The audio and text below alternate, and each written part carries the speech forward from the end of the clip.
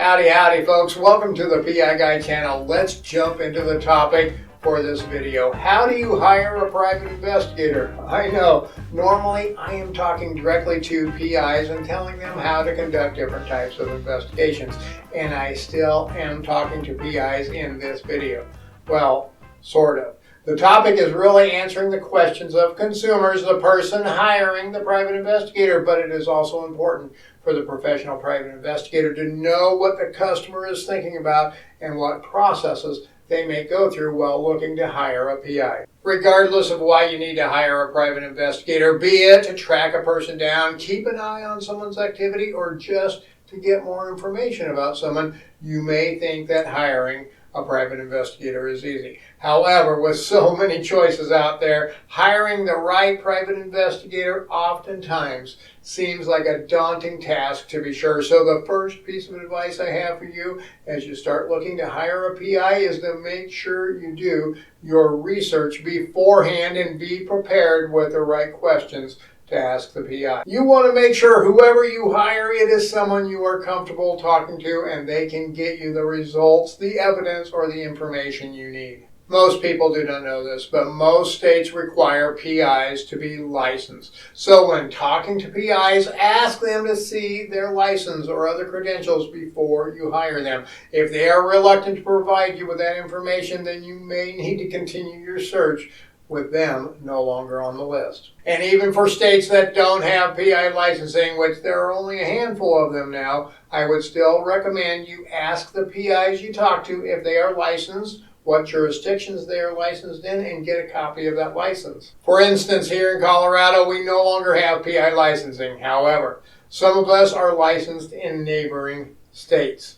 Like me, for instance. I am licensed in Cheyenne, Wyoming, and the reason I maintain that license is twofold. One, I do some work up in Wyoming from time to time, and two is to show my clients I am vetted, I have gone through the rigors and the backgrounds to obtain that license. Now, what about meeting with investigators in person? Well, in today's day and age, I have found that we do not meet as often with our clients as we used to back in the day. When I first got started in this business, I always met with my clients in person if possible. But today, well, everything is quite rush and everyone expects to do things remotely, so you may or may not meet with them in person depending on their policies. But you can always ask to meet with them at their office or at your home or someplace else, or even do a virtual meeting online with them. Before you hire the PI, you need to decide exactly what you want them to do for you. Now, don't be afraid. I know you probably don't know exactly what you need them to do. That is why you need to discuss the case in detail with them prior to hiring them. You need to tell them everything about the case, all of your fears, all of your concerns, what has happened that led up to the situation you are in. Give them all of the details. I know this can seem a bit scary, but the more the PI knows, the more they can develop a plan for you. If the private investigator just asks you, what do you want me to do? Well, they may not be the right one for you. A good PI will be able to formulate a plan of action for the investigation they will conduct on your behalf. Keep this in mind too. You cannot, I repeat, you cannot ask the private investigator to do anything illegal. So don't ask them to tap a phone. Don't ask them to call your ex in the middle of the night to see what they are doing. Don't ask them to trespass to get evidence.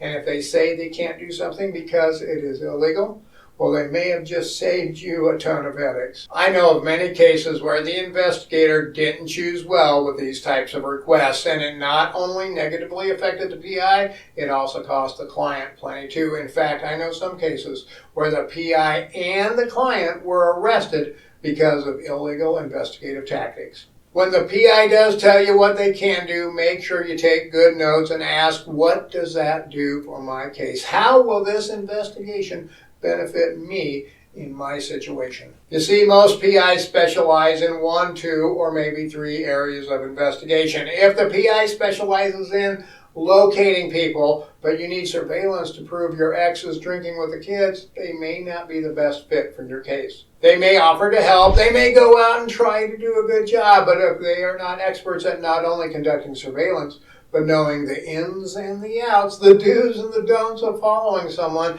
it could be very detrimental to your situation. Now, how do you find these PIs in the first place? Well, the phone book is probably not a good place to start anymore. I always suggest to start with a good Google search, but remember, when searching on the internet, it is kind of like shopping in a candy store. Everything that is presented to you is presented in a way to entice you to take action. So do not, I repeat, do not just search for a PI, then call the first three that pop up. You need to do your homework first. Make a list of what outcome you're hoping for, and then start looking at websites for the PIs and their firms. Now, when you search, try things like Private Investigator near me, or Private Investigator in the town you need a PI in, things like that. Google is very good at matching you in close proximity with businesses close to you. But if you need a PI to work a case 1,000 miles away from you, then you don't want a PI down the street. I also always tell people to check with friends and family to see if they know anyone they trust in the PI field.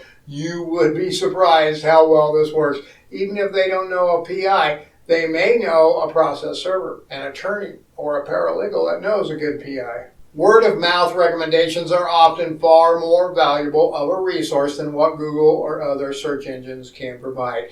Now that you have a list of 3 or 4 PIs, take a look and see what you can learn from their websites. They should have a list of experiences and skills, as well types of investigations they conduct. While you're checking them out, look at their Google referrals too. This is highly important these days. Anyone can put text up on their website that looks like real customer referrals.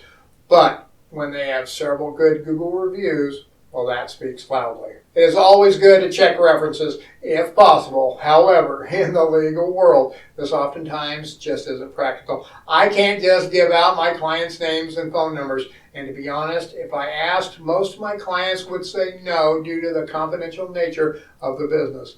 That is also why online reviews are so important. Here's another ask of the PI as you are vetting them in your decision-making process. Make sure they have insurance and a bond in place, and make sure you get a copy of each when you hire them. If they are licensed, they probably are required to carry a bond. The bond is for your protection. So if they run off with your retainer, you can go after the bond, and the bond company will go after them. Insurance is a must as well. So if anything goes wrong during the investigation, their insurance company steps in, and hopefully it shields and protects you from liability. Watch for warning signs before hiring the PI too. Make sure they spell out exactly what they will do and exactly what it will cost.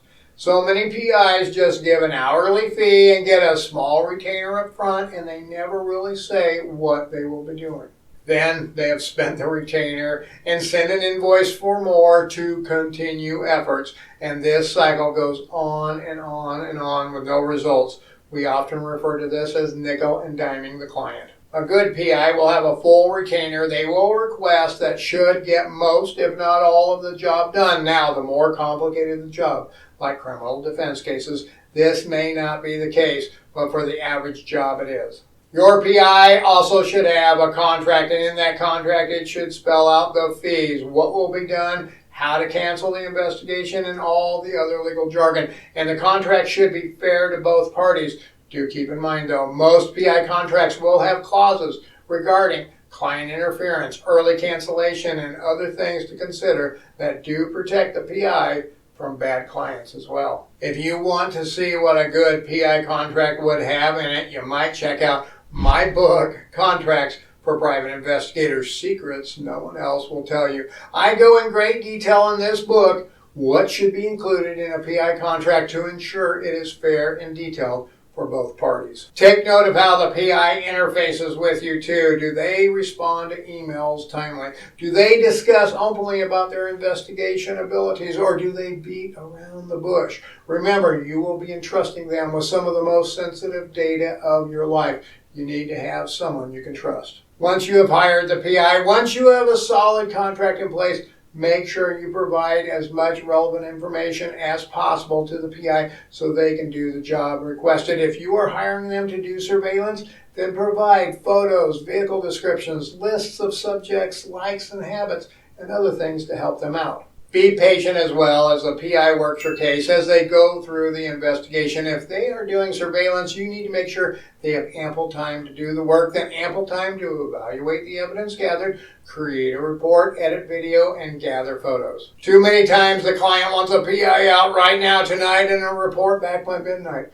And to be honest, folks, that all spells disaster in my book. Rushed cases seldom work out well, and high-pressure clients usually garner low-quality investigators. Now, what can you expect after the investigation is complete? You should get, and this should be covered in the contract too, a report after a reasonable time. Usually this is going to be within 24 or 48 hours of completion of the work. The report should also be accompanied by any other work products such as surveillance videos, scene photos, supporting reports, and other evidentiary items pertinent to the investigation. Now, if you would like to know what rookie mistakes a private investigator should avoid while doing surveillance, then you need to check out this video.